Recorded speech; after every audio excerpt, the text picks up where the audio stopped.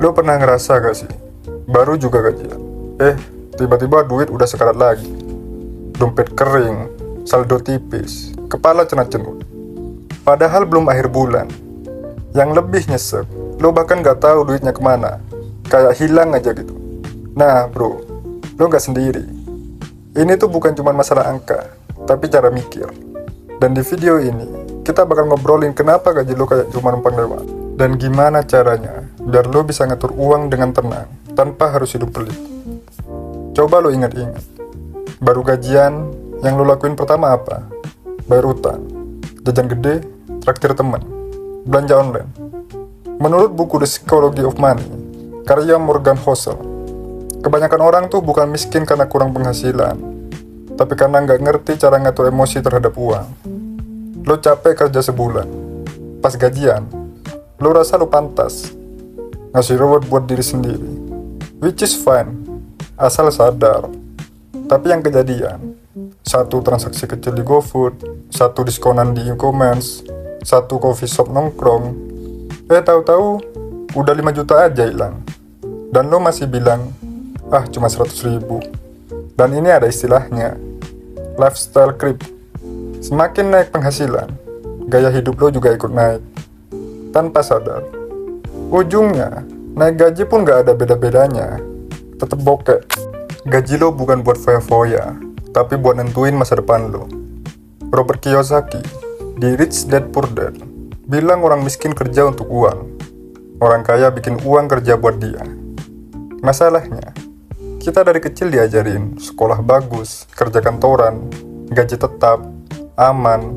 Tapi realitanya, gaji tetap tuh justru jebakan kalau lo nggak tahu cara ngelolanya. Karena gaji tetap adalah rasa aman palsu. Padahal harga-harga naik terus, kebutuhan makin banyak, dan hidup unpredictable. Gaji itu bukan hadiah, bro, itu alat. Alat buat ngebangun hidup yang lo mau. Tapi kalau alatnya dipakai buat hal-hal impulsif yang gak ada nilainya di 3 bulan ke depan, ya jangan heran hidup lo muter di situ-situ aja. Sekarang kita masuk ke bagian pentingnya. Gimana caranya biar gaji lo gak numpang lewat aja? Yang pertama pakai sistem 50, 30, 20. 50% buat kebutuhan pokok, kayak makan, sewa, transport. 30%-nya buat keinginan, kayak nongkrong, liburan, ngopi-ngopi. Dan yang terakhir, 20% buat masa depan. Nabung, dana darurat, investasi.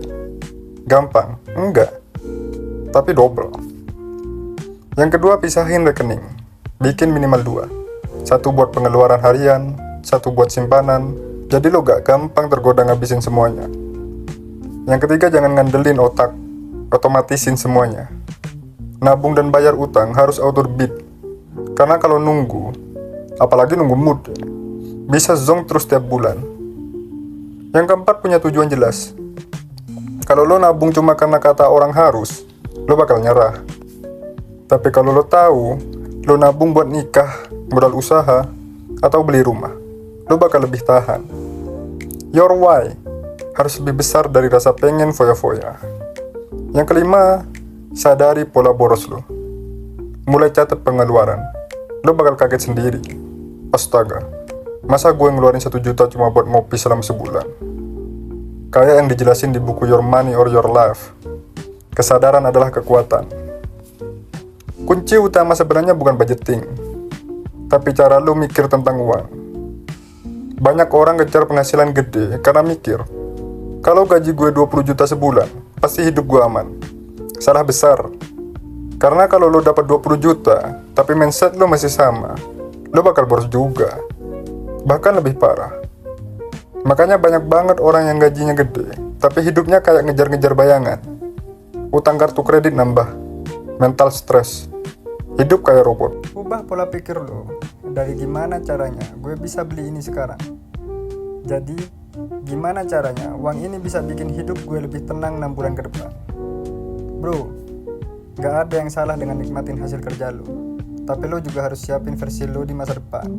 Karena lo kerja keras hari ini, bukan cuma buat bertahan, tapi buat bebas. Mulai dari sekarang, sadari kemana uang lo pergi. Bikin sistem yang jaga uang lo tetap waras. Ubah mindset dari beli sekarang, nyesel nanti. Jadi sadar sekarang, tenang nanti. Karena pada akhirnya, hidup itu bukan soal siapa yang paling kaya, tapi siapa yang paling bisa ngatur apa yang dia punya. Kalau video ini relate sama lo, share ke temen lo yang juga lagi berjuang ngatur keuangan. Dan tulis di komentar, lo paling sering boros di bagian apa? Ngopi, nongkrong, e-commerce. Sampai ketemu di video selanjutnya. Peace out. Dan jangan